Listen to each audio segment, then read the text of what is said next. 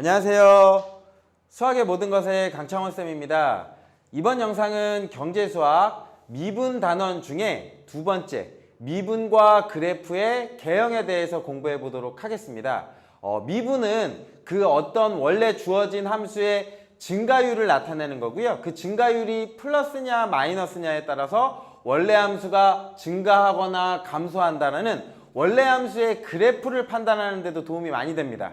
그리고 이 내용 자체는 2학년 때 미적분 교과에서 여러분들이 이미 배웠을 거라고 생각이 되어집니다. 그래서 개념 설명은 간단하게 그냥 읽어가면서 여러분들이 떠올릴 정도로만 하는 걸로 시작하도록 하겠습니다. 혹시 미분에 관련된 자세한 내용이 궁금한 학생들은 제가 미분 관련된 영상을 따로 올려서 알려드리도록 하겠습니다. 오늘은 간단하게 시작하도록 하겠습니다. 준비되셨나요? 그러면 시작하도록 하겠습니다.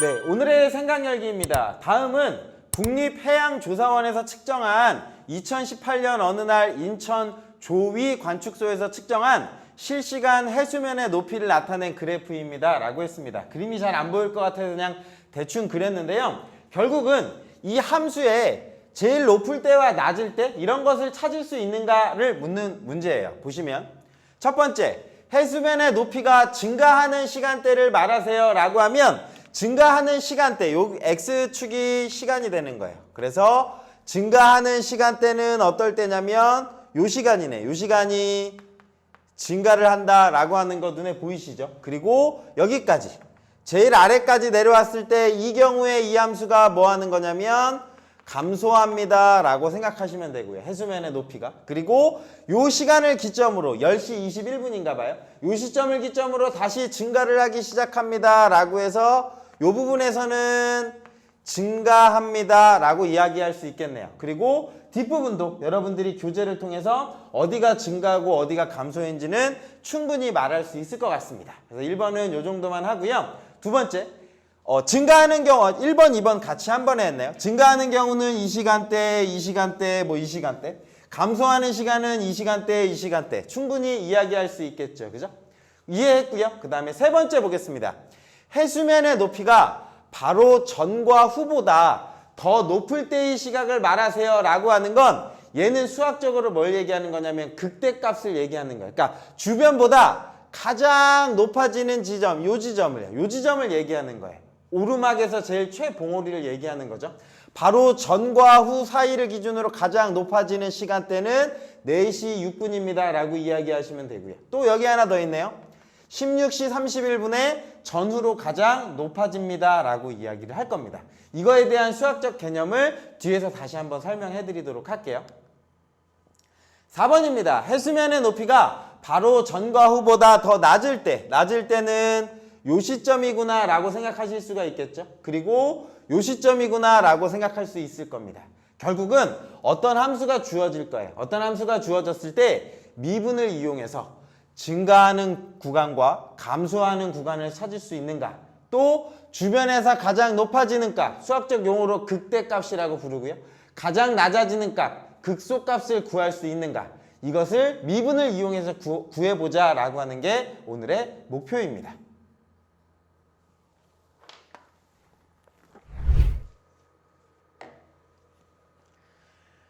개념 설명 간단하게 하고 넘어가겠습니다. 이번 단어는 개념 막 길게 하지 않을게요.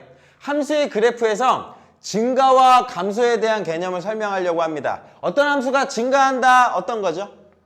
올라가는 거. 이런 함수를 증가합니다 라고 이름을 붙여줄 거고요. 그리고 어떤 함수가 아래로 내려갑니다. X값이 증가하면 증가할수록 Y값이 작아지는 값을 감소한다 라고 이렇게 붙여줘요.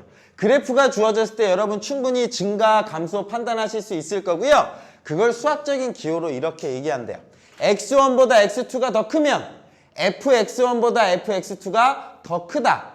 넣는 값이 더 크면 나오는 값도 더 크다더라 라고 하는 게 증가에 대한 수학적인 용어이고요. 두 번째, X1보다 X2가 더 큰데 반대로 Fx1이 Fx2보다 더 커요. 그러니까 즉 여기가 x1, 여기가 x2. 큰 값 집어넣으면 나오는 값도 더 커야 되는데 감소는 큰 값 집어넣으면 나오는 값이 어떻게 돼요? 더 작아진다더라 라고 해서 감소를 수학적인 용어로는 이렇게 정의를 하고요. 우리는 그래프상에서 충분히 증가와 감소를 이해할 수 있습니다. 그럼 우리가 지금 배우고 있는 이 미분에서 함수의 증가 감소가 어떤 관계가 있는가라고 하면 미적분 시간에 배웠어요. 어떤 함수가 구간이 주어집니다. 구간 A에서부터 B까지 이 X의 범위 안에서 함수가 만약에 미분 가능하고 그 가능한 모든 구간 안의 X에 대하여 만약에 미분한 값이 0보다 크면 그 함수는 증가한다 라고 이름을 붙여줍니다. 그러니까 함수가 그 미분값이 증가율이잖아요. 증가율이 플러스라는 건 이 점에서의 접선의 기울기거든요. 증가할 때는 그 점에서의 접선의 기울기가 항상 뭐보다 크냐면 0보다 큰 거예요. 미분이 그걸 알려주는 거예요. 만약에 함수가 감소합니다. 감소합니다 라고 주어졌을 때는 이 점에서의 접선의 기울기 값은 항상 0보다 어때요? 작습니다 라고 하는 거예요. 증가할 때는 미분값이 0보다 큰 거고요. 감소할 때는 미분값이 0보다 작습니다. 물론 그 함수가 미분 가능하다라는 조건이 주어졌을 때 문제를 푸는 거예요. 그래서 미분값이 0보다 작으면 감소한다. 오케이. 미분값이 0보다 크면 증가한다. 오케이. 충분히 이해하실 수가 있겠죠? 만약 미분에서 0이면 여기서 주의하셔야 되는 건 자, 이 0이 구간 A, B의 모든 점에서인 거예요. 모든 점에서 f'x가 0이면 이때는 뭐가 되는 거냐면 상수함수입니다. 여기 잘못했네. 이거 오타입니다. 증가가 아니라 에서 무슨 함수이냐면 상수함수이다 라고 이해를 하셔야 돼요. 미분에서 0이라고 하는 건 함수가 증가도 안 하고 감소도 안 하는 거예요. 그래서 만약에 그림이 이렇게 그려지다가도 구간 A와 B 사이에서는 누가 되는 거냐면 이렇게 그림이 그려져서 그냥 상수함수 어떤 C값이라고 생각해 주시면 되는 겁니다. 요거 교과서에서는 상수함수입니다 라고 나와 있어요. 제가 캡처 노트에서도 제대로 바꿔서 올려드리도록 하겠습니다. 근데 주의하셔야 되는 건 구간이 주어져야 되는 거예요. 한 점에서는 아닐 수도 있어요. 한 점. 이따가 또 한번 얘기해 드릴 건데 한 점에서 f'x가 0이면 이 경우는 증가일 수도 있고 감소일 수도 있고 아닐 수도 있어요. 예를 들면 이렇게 그림이 그려져서 이렇게 그림이 그려져서 요 점에서는 f'x가 0이에요. 근데 미분값이 0인데 얘를 증가함수라고 부르거든요. 그렇기 때문에 구간이 주어졌을 때만 상수함수다라고 여러분 생각해 주십시오. 여기 1번, 2번, 3번 잘 봐주세요.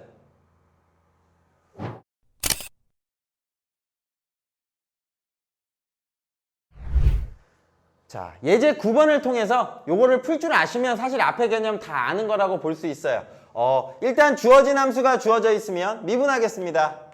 다항함수의 미분법 3x제곱 마이너스 6x 마이너스 9고요. 결국은 이 값에 뭐를 아셔야 되냐면 부호를 할 줄 아셔야 돼요. 이 값의 부호를 그리기 위해서 인수분해를 하겠습니다. 3으로 묶으면 이렇게 그림이 그려지겠네요. 그러면 미분함수가 0 나오는 값은 마이너스 1하고 3이 되겠네요. 그래서 x축 요 값을 기준으로 아마도 이 함수의 그래프 개형은 이게 f'입니다. f'은 누가 나오냐면 마이너스 1과 3 사이에서 이렇게 그림이 그려질 거고요. 그러면 f'의 부호는 이때는 플러스 0보다 큰 거고 이때는 0보다 작고 이때는 0보다 큽니다. 얘는 미분한 함수의 부호인 거고요. 이걸 토대로 원래 함수의 증가와 감소를 찾아주는 겁니다. 이걸 우리가 함수의 증감표라고 부르죠. x가 이렇게 주어져 있고요. 땅땅땅.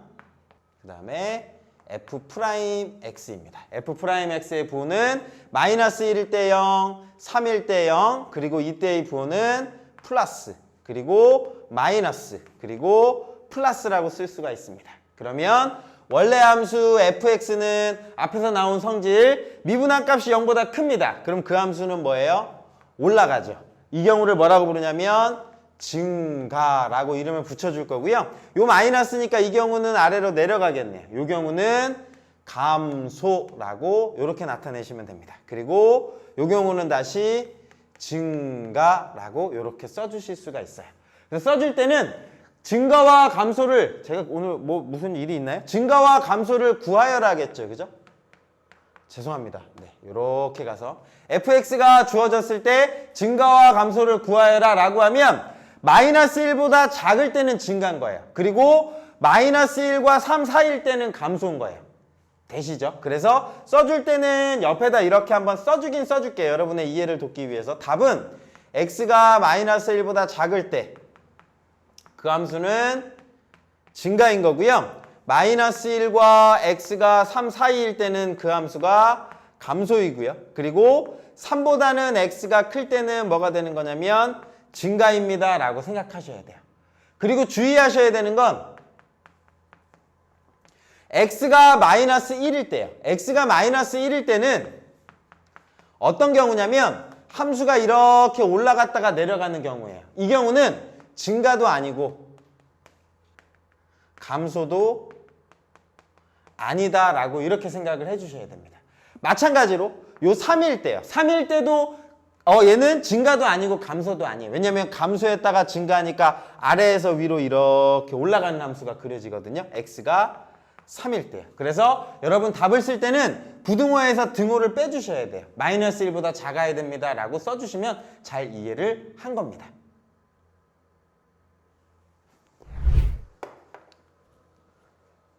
문제 9번은 앞에 풀어드린 문제와 완전 동일합니다. 그래서 문제 9번은 제가 생략하고 넘어가도록 할게요. 관건은 미분하는 거예요. 미분하고 나서 미분한 함수의 그래프 개형을 토대로 부호가 플러스인지 마이너스인지를 따져주는 거. 혹시 잘 모르시면 댓글에 남겨주시면 풀어드리도록 하겠습니다.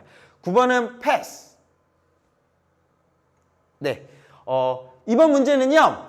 예제 10번인데요. 예제 10번을 보시면 다음을 미분의 부호를 사용하여 표현하여라 라고 주어졌는데 소득이 증가하면 사과의 소비량은 늘어난다 라고 하는 말을 미분값을 이용해서 나타내래요. 그래서 요걸 하기에 앞서서 여러분이 먼저 뭐를 이해하셔야 되냐면 dy, dx의 개념을 좀 아셔야 돼요. 그래서 요걸 한번 설명을 해드리도록 할게요. 뭐냐면 y는 fx라는 함수가 있었을 때요. 이 함수에 도함수를 표현하는 식은 보통 이렇게도 나타내요. f'x라고 요렇게도 표현을 하고요. 그 다음에 요렇게도 표현을 해요. 뭐냐면 y'이요 라고 요렇게도 표현을 해요. 그리고 요 말이 이제 dy, dx라고 요렇게 읽는데 어떻게 읽는 거냐면 분수는 아니에요. 분수는 아니고 dy, dx라고 그냥 읽는데 그냥 기호예요. 뭐냐면 y가 이렇게 읽는 거예요. y가 x에 관한 식일 때 x로 미분하시오 라고 요런 뜻인 거예요. 그래서 x에 대한 증가율에 따른 y의 변화율. 사실 이 dy, dx는 이거예요. 델타 x분의 델타 y요. x의 변화량분의 y의 변화량. 그걸 평균 변화량이라고 하는데 리미트 누가 간 거예요? 델타 x가 0으로 간 겁니다 라고 하는 거고 요 기호가 이런 거예요. y를 x로 미분한 거예요. 그래서 x가 조금 변했을 때 y가 얼만큼 변했느니 라고 하는 거.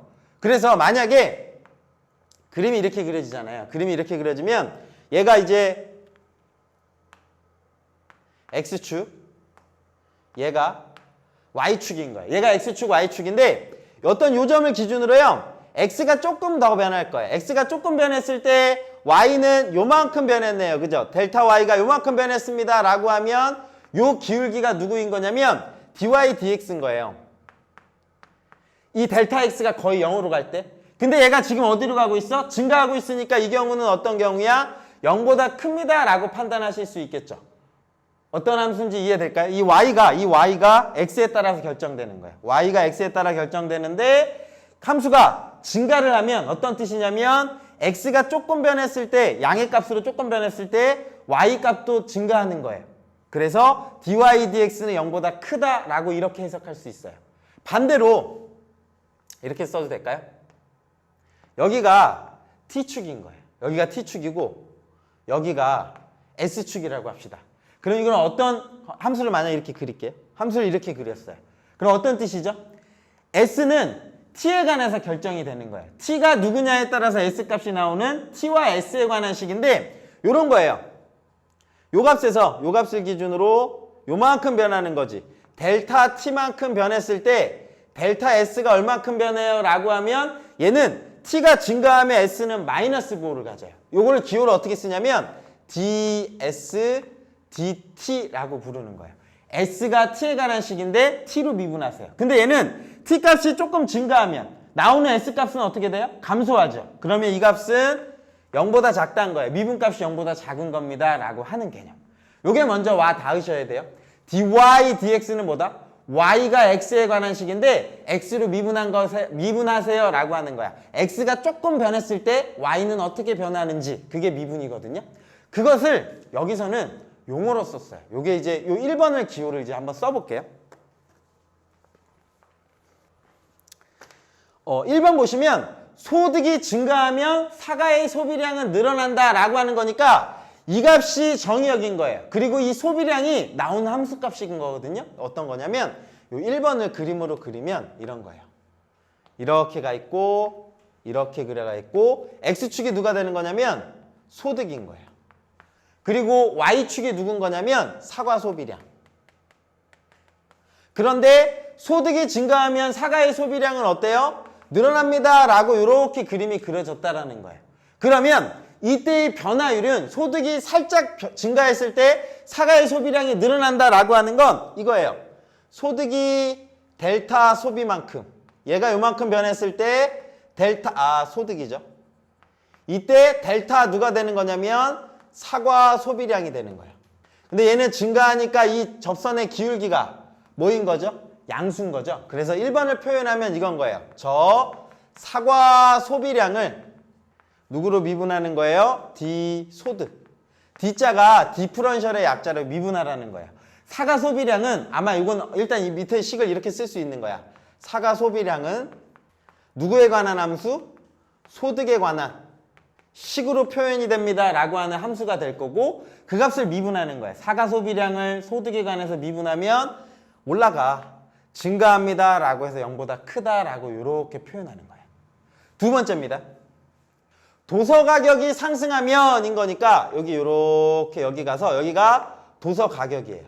책값이 오른다는 거죠. 책값이 오르면 도서 구매량은 감소합니다 라고 하니까 그 줄여드는 건 뭐 대충 이렇게 그림이 그려진다라고 합시다. 그러면 얘는 구매량은 누구에 관한 함수로 표현돼? 도서 가격에 대해서 결정이 되는 거예요. 그런데 얘가 조금 증가할 때 도서 구매량은 감소하는 거거든요. 그래서 얘를 기호로 나타내면 이런 거예요. D 도서 가격 도서 구매량 양을요. 얘를 D 도서 가격 이렇게 계산할 값은 이게 요 델타예요. 델타예요. 근데 그 값이 어떻게 돼? 감소하니까 접선의 기울기가 0보다 작은 거죠. 이 값이 0보다 작습니다 라고 이해하시면 저 dy dx의 개념을 이해하신 거예요. 그래서 자, 요거 이해하실 수 있을까요? 3번 석유 가격이 상승하면 종이의 생산량은 줄어든다 라고 하니까 종이 생산량은 누구에 관한 함수야? 석유 가격 요거에 관한 식이에요. 그런데 얘를 미분하는 거죠. 종이 생산량을 누구에 관한 식으로? 석유 가격으로 이렇게 미분하면 얘는 반비례 관계가 있으니까 0보다 작습니다 라고 이렇게 표현하는 게 3번이라는 거. 4번 이해할 수 있을까요? 요금이 상승하면 승객은 늘어납니다. 다른 승객이요. 기차 요금이 늘어나면 이제 다른 쪽으로 가니까. 또 명품 제품은 비쌀수록 잘 팔린다. 4번, 5번 이런 식으로 미분값으로 한번 표현해 보시면 dy dx 어떤 식인지 이해하실 수 있을 거고요. 그리고 이게 경제현상을 미분을 통해서 해석한다 라고 생각하시면 될 것 같아요. 잘 정리하시고 저는 다음 단계로 넘어가도록 하겠습니다. 같은 맥락으로요. 문제 10번 보겠습니다. 수요량 QD라고 주어졌는데 이 D가 뭔지 아시나요? D? demand, 요구하다, 수요량, 공급량, QS입니다. QS. 여기에 있는 첨자 S는 혹시 뭔지 아시나요? 잘 공부하셨다면 supply, 공급하다, 공급 함수 할 때 S라는 기호를 쓰죠. 그리고 수요 함수 QD 공급 함수가 주어졌을 때 수요 법칙이라고 합니다. 여러분 혹시 수요 법칙 기억나시나요? 수요 법칙은 뭐냐면 상품의 가격이 상승하면 수요량은 어떻게 돼? 줄어들어요.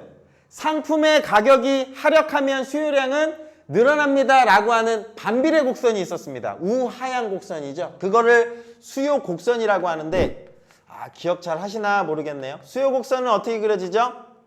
제 강의 들으셨으면 대신 정의역과 공역이 어떻게 됐었어요? 수요 곡선은 좀 독특하게 반대로 바뀌었었죠. 그래서 요 값은 왼쪽이 누가 되는 거냐면 가격이에요. 가격. 그리고 얘가 수요량입니다. 그랬을 때 가격이 상승하면 수요량이 감소합니다 라고 해서 이렇게 그림이 그려졌었어요. 가격이 내려가면 수요량이 커진다더라. 얘가 이제 수요 법칙, 수요 곡선이었고요. 얘는 기울기가 0보다 큰가요? 작은가요? 0보다 작아요. 그러니까 미분값이 0보다 작아야 됩니다. 그래서 얘는 지금 1차 함수인데 P에 대한 1차 함수인데 수요 함수는 뭐가 생겨야 되냐면 QD는 감소함수여야 돼요. 오케이. 그러면 미분한 Q'D는 누구 값이에요? 그냥 A 값이죠. 근데 그 A 값이 감소해야 되니까 0보다 어때야 돼? 작아야 됩니다 라고 해서 A의 부호를 결정했습니다. 오케이. 공급 법칙 기억나시나요? 가격이 상승하면 공급량도 증가하고 가격이 하락하면 공급량도 감소합니다. 우상향 곡선이었죠? 공급 곡선. 잘 기억하셨으면 좋겠어요. 여기 이렇게 주어져 있고 얘가 가격이었어요. 여기가 가격이었고 여기가 공급량이었어요. 그런데 가격이 오르면 공급량도 오릅니다 라고 해서 이렇게 그림이 그려졌었죠. 우상향 곡선. 기억나시나요? 그리고 미분값은 0보다 클 수밖에 없어요. 그러니까 요 QS supply 공급 함수는 무슨 함수가 돼야 돼요? 증가함수가 돼야 돼요. 증가함수가 돼야 되니까 Q'S 미분하겠습니다. 미분하면 1차식이니까 C만 나오겠죠. C 값은 0보다 크다 라고 이걸 이해하시면 여러분들이 경제 현상에서 이 증가 감소를 이렇게 적용할 수 있구나 라고 생각할 수 있을 거예요. 여기 제가 캡처 노트 보고 가도록 하겠습니다.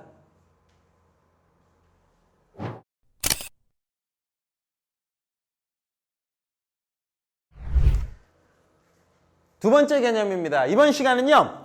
극대와 극소에 대한 개념을 이해해 보도록 할게요. 함수의 그래프를 그렸을 때 아까 처음에 생각열기에 나왔었던 거예요. 뭐냐면 해수면의 높이가 그 근방에서 가장 높아지는 지점, 그 근방에서 가장 낮아지는 지점. 그거를 이제 이은의 최대, 최소를 찾을 때 이제 많이 나오는 거예요. 함수의 최대값, 최소값을 많이 찾을 텐데 가령 예를 들면 이런 식으로 그림이 그려졌을 때 그 근방에서 가장 높아지는 값이고요. 그걸 기호로 쓰면 좌우에서 증가해서 감소로 바뀔 때 얘를 뭐라고 부르냐면 극대라고 불러요. 위쪽이요.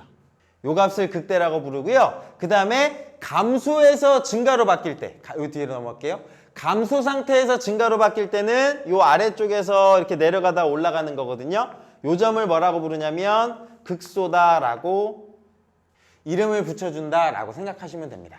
주의하셔야 되는 건 이 함수가 굳이 부드럽지 않으셔도 돼요. 어때도 되냐면 첨점이어도 돼요. 제가 만약에 그림을 이렇게 그리다가 뾰족하게 이렇게 그렸어요. 뾰족하게 그려도 얘도 똑같이 극대, 극소가 된다더라 라고 하는 거 추가로 알아놓으시면 좋을 것 같아요.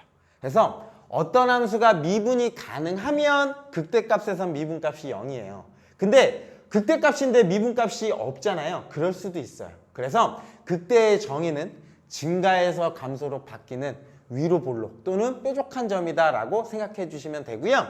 이 극대의 극소를 합쳐서 우리가 뭐라고 부르냐면 극값이라고 불러요. 그래서 극값을 찾으세요 라고 하면 극대 또는 극소 다 찾아주는 게 답이 되는 겁니다. 그리고 이때의 함수 값을 뭐라고 부른다?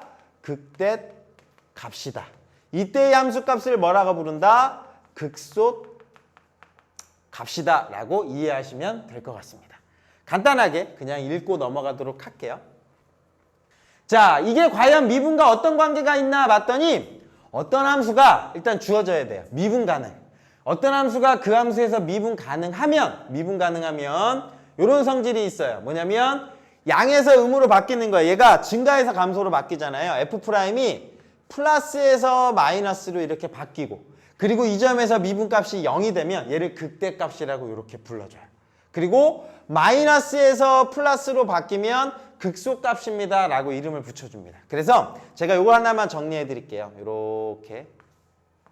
요렇게 그리고 A라는 점을 기준으로 땅땅땅 이렇게 주어져 있어요. 이렇게 주어졌는데 F'X가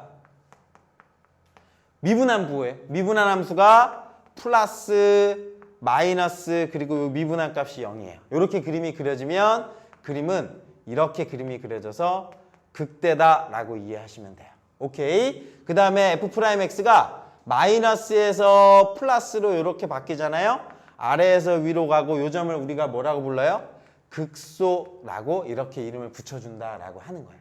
근데 미분한 값이 0이라고 해서 무조건 극대가 다 되진 않아요. 어떻게 그림이 그려질 수도 있냐면 빵인데요. 플러스일 수도 있어요. 얘가 플러스에서 플러스면 어떻게 그림이 그려지냐면 올라가다가 0 나왔다가 다시 올라가는 거예요. 이 경우를 우리가 뭐라고 부르냐면 증가라고 이름을 붙여줍니다.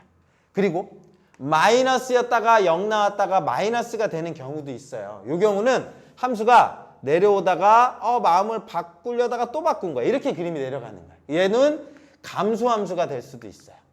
그래서 어떤 함수의 극대극소를 찾아라 라고 하면 어떻게 찾아야 되냐면 어떤 0이 나오는 미분에서 0 나오는 값 주변으로요. 플러스에서 마이너스로 바뀌거나 마이너스에서 플러스로 바뀌는 이 순간을 찾아주셔야 됩니다. 함수의 증간표를 이용해서요. 근데 플러스에서 0 나왔다가 플러스면 이럴 수도 있어요. 오케이. 그래서 이런 내용이 있습니다. 함수 fx가 x는 c에서 극대값 또는 극소값을 가지고 미분 가능하다면 그 함수가 미분 가능하면 극대 또는 극소에서는 미분값은 뭐다?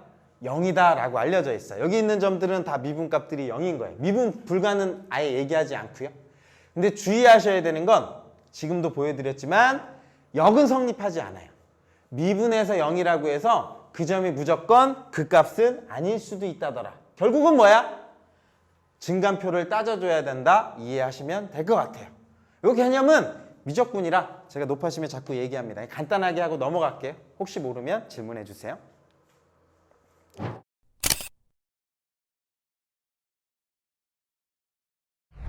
오케이. 그럼 예제 11번 문제를 통해서 이해하도록 하겠습니다. 예제 11번 보겠습니다. 다음 함수의 극값을 구하시오 라고 하면 미분하시는 게 먼저죠. F'X 미분하면 6x 제곱 마이너스 6x 상수항은 미분하면 빵이겠네요. 그러면 6으로 묶을 수 있겠다. 6x로 묶으면 x-1은 이렇게 만들어질 거고요. 그러면 F' 0, F' 1은 0이 되겠네요. 그러면 이 함수는 x축 그리고 아래로 이렇게 그림이 그려지겠네요. 플러스니까 여기가 F'의 부호입니다. 여기가 0, 여기가 1. 그리고 위인지 아래인지 부호만 보는 거죠. 플러스, 마이너스, 플러스입니다. 요걸 토대로 원래 함수를 따져보도록 하겠습니다. 슉 그려져 있고요. 미분에서 0 나오는 값은 0, 땅땅땅 0, 땅땅땅 1, 땅땅땅 주어졌습니다. 그리고 F'X가 이때가 0, 0이죠. 그리고 플러스, 마이너스, 플러스입니다. 그러면 원래 함수 fx는 증가, 감소, 증가라고 이렇게 쓸 수 있을 것 같아요. 그리고 여기서는 함수값을 구해놓을게요.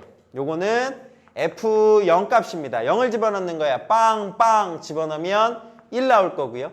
f1 값입니다. 요 식에다가 1 집어넣으시면 0 나오네요. 0이라고 이렇게 만들어져요. 그럼 원래 함수는 어떻게 그림이 그려지냐면 0,1 나오고요. 이렇게 그림이 그려지겠네요.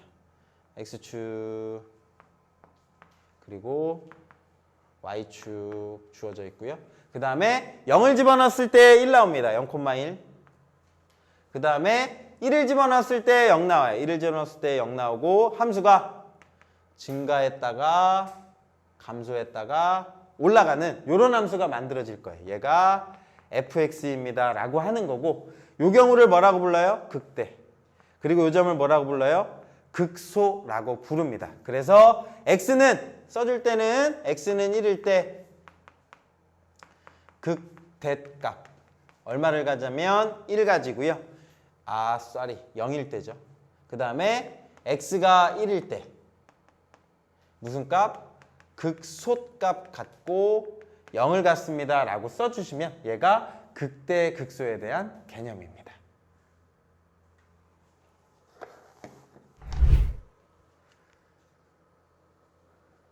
문제 11번 다음 함수의 극값을 구하시오. 아마 하실 수 있을 것 같아요. 생략할게요. 예제 12번 다음 함수의 그래프 개형을 그려라. 아마 여러분 하실 수 있을 것 같아요. 아까 제가 지금 한 과정 그대로 따라가면 되거든요. 미분하면 다 인수분해도 다 잘 돼요. 그래 아마 충분히 그릴 수 있을 것 같으니까 넘어가도록 하겠습니다. 문제 12번 다 같은 문제예요. 넘어가도록 하겠습니다. 마지막 이제 요 문제만 제가 풀고 마치도록 하겠습니다. 문제 13번 보시면요. 어떤 제품을 Q 단위, Q가 뭐인 거예요? 생산량이 되는 거예요. 생산량을 드는데 총 비용함수, 비용함수 할 때 C는 뭐예요? 코스트. 그래서 CQ라고 주어지는 거예요. 생산량에 따른 뭐가 결정되는? 비용이 결정되는 거예요. 함수를 해석하면 여기가 생산량 Q 그리고 여기가 비용 C입니다 라고 이렇게 써주시면 됩니다. CQ가 다음과 같다고 하자 이랬을 때 평균 비용 함수를 구하시오 라고 주어졌습니다. 여러분 기억나시나요? 바로 앞 강의에서 평균 비용 함수 구하세요 라고 하면 전체로 나누는 거죠. 함수는 CQ를 누구로 나눠주는 거예요? Q로 나눠주는 겁니다 라고 이렇게 생각하시면 됩니다. 그래서 요 값 계산하시면 Q로 그냥 약분하는 거예요. Q는 0이 아니라고 가정을 하는 겁니다. 그러면 Q제곱 마이너스 18Q 플러스 120이다. 얘가 평균 비용 함수고요. 두 번째 앞에 배웠던 거 다 나오네요. 한계 비용 함수 구하시오 라고 하면 뭐 하는 거였어요? 원래는 하나 생산 단위를 하나 늘렸을 때 비용의 변화율을 나타내는 거였는데 그냥 만약에 값이 충분히 크면 뭐 하시면 되는 거였어요? 미분하시면 되는 거였어요. C'Q였습니다 라고 이해하시면 됩니다. 저식을 미분할게요. 3Q 제곱 마이너스 36Q 플러스 120이라고 이렇게 써주시면 얘가 한계 비용 함수가 되는 겁니다. 세 번째, 평균 비용 함수와 한계 비용 함수의 그래프의 개형을 그리셔라 라고 하니까 요거 옆으로 화면을 조금만 옮길게요. 얘 그래프를 그리기 위해서 얘를 완전 제곱식으로 바꿔야 될 것 같습니다. 2차식이니까요. 묶을까요? 그러면 Q-9의 제곱이 되겠다. 반의 제곱. 그죠? 그러면 플러스 81을 땡겼었으니까요. 81이니까 120에서 빼면 39인가요? 플러스 39라고 이렇게 쓸 수 있겠네요. 81 더하면 120 나오니까. 오케이. 요 값은 이렇게 만들어질 거고요. 얘는 3으로 묶겠습니다. 3으로 묶으면 3에 Q제곱 마이너스 12Q 라고 쓸 수 있겠네요. 그러면 반의 제곱, 12의 반은 6, 6의 제곱이니까 36을 이렇게 땡겨 써야 되고요. 그럼 실제로는 36에 18, 108, 108을 빼줘야겠네요. 그리고 원래값 플러스 120이 있어야 됩니다. 그러면 요 값은 3에 Q-6으로 이렇게 바뀌겠네요. Q-6의 제곱 그리고 플러스 12라고 쓸 수 있습니다. 그래서 여기가 위의 식이 평균 비용 함수, 밑에 식이 한계 비용 함수입니다. 그래프를 그리도록 할게요. 따로따로 그리면 얘는 9,39네요. 9,39면서 플러스니까 이렇게 그림이 그려지겠죠. 요 점이 9,39 39입니다. 그리고 이 값이 누군 거냐면 극소가 되는 거예요. 되셨죠? 그 다음에 요 함수를 뭐 구했냐면 평균 비용. 그 다음에 한계 비용 함수는요 6콤마예요. 6,12니까 대충 한 요렇게 그림이 그려지겠네요. 요 점이 6,12가 되는 거예요. 요 값이 한계 비용 함수입니다. 이랬을 때 이 값의 극소값은 요 값이 되겠네요. 여기가 극소라고 써주시면 지금 다 개념을 이해하신 겁니다. 앞에 보시면 한계 비용이 극소가 될 때 묻는 건 여기 앞으로 조금만 올게요. 한계 비용이 극소가 돼야 되니까 한계 비용 여기입니다. 한계 비용이 됐을 때는 얘는 Q가 6일 때죠. Q가 6일 때 극소값 12거든요. 묻는 건 극소 값을 묻는 게 아니라 극소가 될 때의 생산량 Q를 묻는 거예요. Q는 어떨 때? 6일 때가 되는 거예요. 그래서 답은 6이다라고 써주시면 요 단원 잘 이해하신 겁니다. 일단 여기서는 앞에 것도 많이 나왔죠. 용어들 잘 외우셔야 돼요. C, 코스트, 비용함수. 비용함수가 주어졌을 때 평균 비용함수, 한계 비용함수 뭔지 이해하실 수 있으셔야 됩니다. 그게 미분을 이용한 값이다더라. 그리고 결국은 얘가 최소가 되거나 최대가 찾을 때가 기업에서의 이윤을 가장 많이 남길 때가 되기 때문에 미분을 이용해서 최소값, 최대값 공부를 지금 했다라고 생각해 주시면 될 것 같습니다. 어떻게 잘 되셨나요? 마지막 파트가 이제 개념, 경제랑 관련된 거였고요. 앞의 내용은 미적분과 관계되어 있으니까 여러분 충분히 잘 따라오셨을 거라 믿습니다. 저는 오늘 강의는 여기까지 하도록 하겠습니다. 긴 시간 수고 많으셨고요. 저는 다음 강의 때 뵙겠습니다. 감사합니다.